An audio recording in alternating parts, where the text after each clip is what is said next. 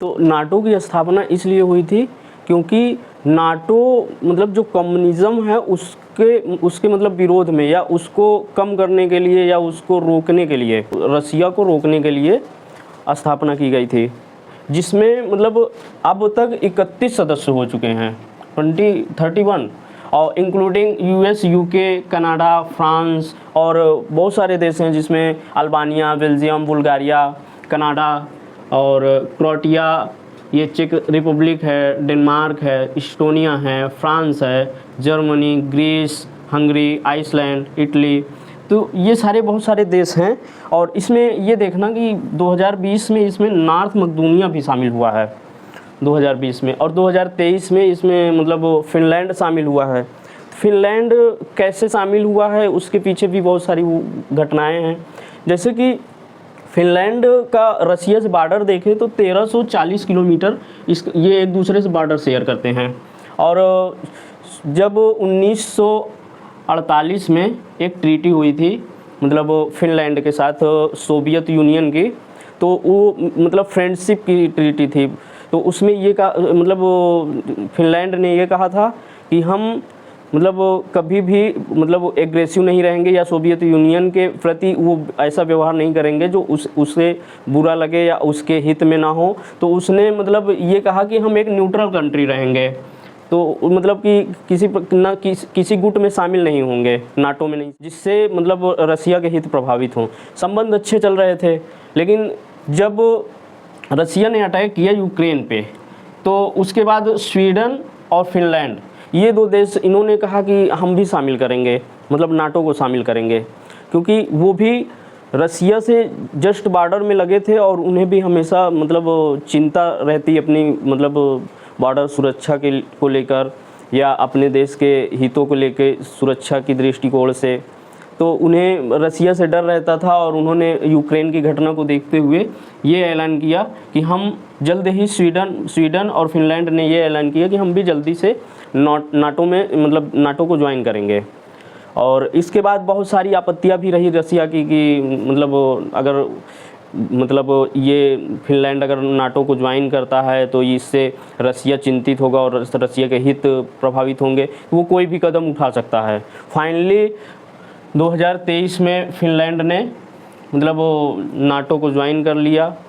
और तो उसी पे हम मतलब चर्चा करेंगे। तो हम ये जानेंगे जैसे कि नाटो की स्थापना उद्देश्य भी क्या हो गया कि ये साम्यवाद को चुनौती देने हेतु इसकी स्थापना हुई थी। और नाटो की प्रकृति क्या है, ये एक सैन्य संगठन है। सैन्य संगठन ये है कि मतलब ये जैसे कि अमेरिका के नेतृत्व में 3 संगठन बने थे। एक नाटो बना था, एक सीटो बना था, एक सेंटो बना था।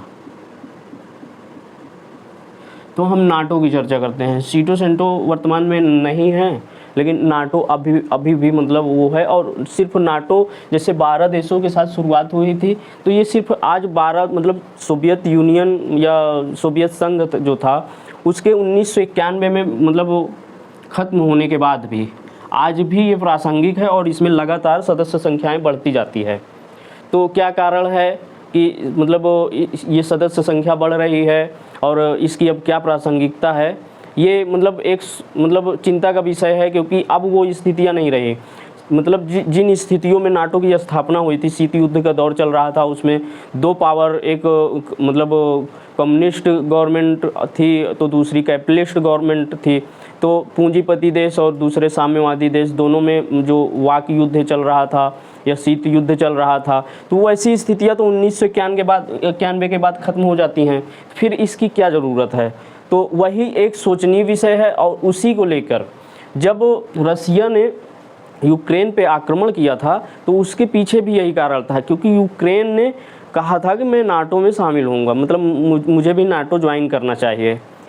और वो मतलब नाटो नहीं ज्वाइन किया था, उसके पहले रसिया ने उस पर आक्रमण किया इसी बात को लेके कि तुम नाटो में कैसे शामिल हो सकोगे। अगर नाटो में शामिल होते हो तो जो रसिया के हित हैं या रसिया की सुरक्षा है वो खतरे में पड़ जाएगी, क्योंकि नाटो जो बना था वो सोवियत यूनियन के विरुद्ध बना था।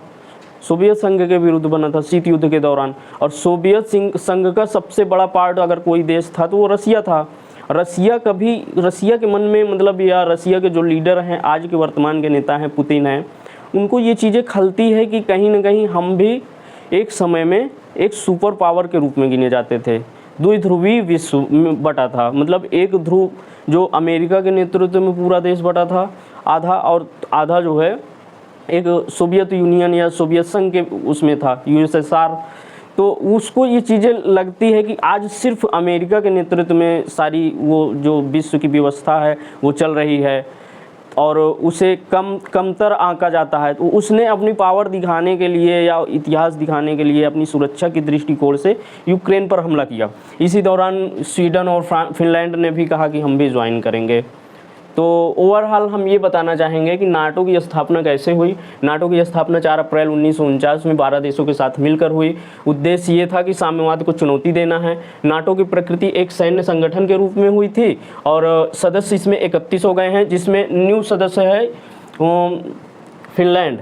और इस समय जो है फिनलैंड मतलब उसकी बाउंड्री जो है रसिया से लगती है, 1340 किलोमीटर है। और रसिया जब यूक्रेन पे अटैक करता है तो स्वीडन और फिनलैंड दोनों ने ये घोषणाएं की कि हम भी नाटो को ज्वाइन करेंगे, और फाइनली फिनलैंड 31वां देश के रूप में नाटो का सदस्य बना।